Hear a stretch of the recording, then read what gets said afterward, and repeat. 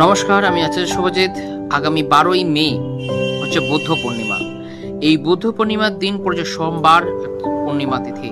অত্যন্ত শুভ দিন, অত্যন্ত ভালো দিন। এই দিনে যদি আপনার শিবের রুদ্রাভিষেক যদি আপনারা করতে পারেন, শিবের রুদ্রাভিষেক, তার সাথে কোনো রকমের আপনাদের কোনো রকমের গৃহস্থানে যদি আপনার কোনো অশুভ যোগ, অশুভ দোষ যদি হয়ে থাকে, গৃহ বাস্তুতে কোনো রকম বা আপনাদের কোনো রকমের মৃত্যুকালীন কোনো রকমের দোষ যদি থেকে থাকে, সেখান থেকে আপনার পার্থিব শিবলিঙ্গ তৈরি করে আপনারা পুজো করতে পারেন।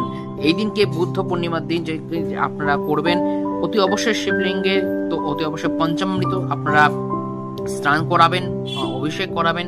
তার সাথে সাথে যেটা করাবেন, আপনারা ওই দিনকে যদি একটা পরমান্ন অর্থাৎ পায়েস রান্না করবেন, পায়েস রান্না করে ঠান্ডা করবেন, সেটাকে করার পর সেই পায়েসটিকে দিয়ে যদি আপনার শিবলিঙ্গে যদি অর্পণ করতে পারেন এবং ওই পায়েসটিকে একটুখানি যদি আপনার চন্দ্রের আলোয়, রাত্রিবেলা চন্দ্রের আলো রেখে আপনারা তারপরে দিন ভক্ষণ করতে পারেন সকল পরিবারের মধ্যে, দেখবেন আপনাদের চন্দ্র খুব মজবুত অতি অবশ্যই হচ্ছে, চন্দ্রের যে গুণাগুণ খুব বলবত্তা প্রাপ্ত হচ্ছে অতি অবশ্যই।